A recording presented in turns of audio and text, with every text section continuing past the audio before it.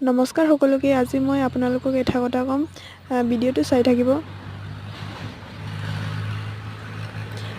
আজিকালিৰ যুগততো চাকৰি পোৱাটো ইমান সহজ নহয়, গতিকে নিজৰ কৰ্ম কৰি যাব লাগে।